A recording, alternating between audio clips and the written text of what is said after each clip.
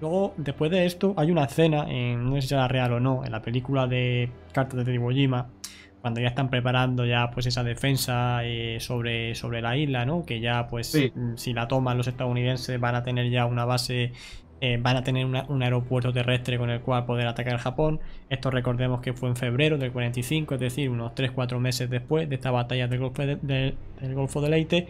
Entonces, en sus previsiones, ¿no?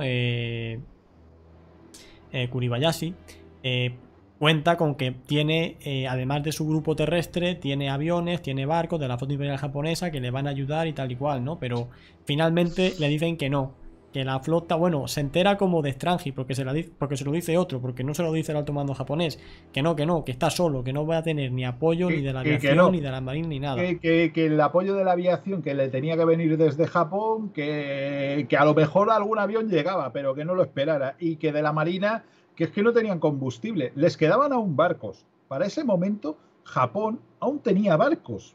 Aún les quedaba el Yamato, Claro. les quedaban los acorazados Ise y Yuga, el Nagato, o sea, bastantes cruceros aún les quedaban, pero estaban en Japón, pero inmovilizados porque no les quedaba combustible, no tenían cómo enviarlos a la batalla.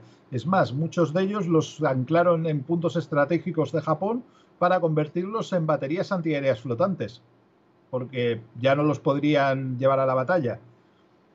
Así que, ¿qué hicieron? Pues bueno, los anclaron y bueno, sí, hicieron el sacrificio final, decidieron que el Yamato, pues sacrificarlo, reunieron el combustible que quedaba y lo enviaron a lo loco, pero sabía que los comandantes sabían que las islas las tenían que defender con lo que tenían allí y se tenían que defender. Con eso, y bueno, también fue en esa época donde se empezó a utilizar masivamente la táctica kamikaze. Sí, que es una táctica que les podría haber dado algún éxito, pero no les dio ninguno. Sí. Porque estaba mal dirigida la táctica. Eh, Realmente, o sea, yo es un tema que investigué y numéricamente no consiguieron hundir nada. muchos barcos, por no decir nada. Hay testimonios de soldados estadounidenses que dice que, hombre, que lo que más impacto tuvo fue el factor psicológico. Es Sí, decir, que los esta ponía de los gente, nervios. Que los ponía de los nervios, sí, es pero poco normal. más. Pero, ¿por qué? Por lo mismo. Porque, ¿a qué dónde dirigían los ataques kamikazes? Pues siguiendo la doctrina japonesa, porque la mantuvieron durante toda la guerra. La idea de que era un enfrentamiento, tenías que atacar a las unidades principales y demás. Los norteamericanos, los almirantes norteamericanos los reconocieron que los kamikazes, cuando los empezaron a ver en acción, les dio miedo no porque atacaran a sus barcos principales, porque sabían que no iban a hacer gran cosa. Es más, el propio Nimitz sufrió un ataque kamikaze cuando él estaba en uno de los acorazados, no sé si en el Missouri o en el Iowa, uno de los dos, que hay una famosa foto que se ve a punto del Sí. cero, a punto de estrellarse. Pues él mismo dijo, hemos tenido 2 muertos, una torreta antiaérea rota y le hemos tenido que dar un par de capas de pintura, pero es que ni lo hemos notado, el barco ni ha bajado la marcha. No, no le preocupaba. Dice, pero sí que le hubiera preocupado si hubieras cogido esos aviones y te hubieras dedicado a atacar a las flotas de suministro, que eran lo que hacían que una flota que estaba tan lejos de sus bases principales Claro. estaba todo el rato operativa. Hubo barcos que estuvieron más de un año en el mar sin volver a puerto, porque les llegaban suministros todo el rato. Hay un solo avión kamikaze, lo lanzas contra un mercante, los mercantes no tienen los mismos cañones antiaéreos que un portaaviones, un acorazado o un crucero, ni por asomo.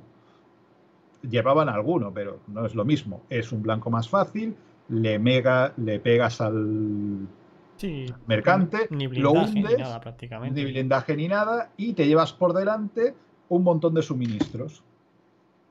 Claro, es una táctica muchísimo más eficaz. En cambio, ¿qué haces? Pues te empecinas en atacar a los portaaviones, a los acorazados. Pues no iba a ser eficaz. No era una jugada eficaz. O sea, sobre todo porque ellos mismos la desaprovechaban en ataques que no eran el blanco al cual se le tenía que atacar. Es decir, Pero eso le pasó a los japoneses con todo. A diferencia de los norteamericanos, que desde el principio hicieron el sueño húmedo de la Kriegsmarine, de las manadas de lobos y de la guerra submarina en el Pacífico. Los norteamericanos hicieron lo mismo que hicieron los alemanes, intentando frenar los convoys en el Atlántico.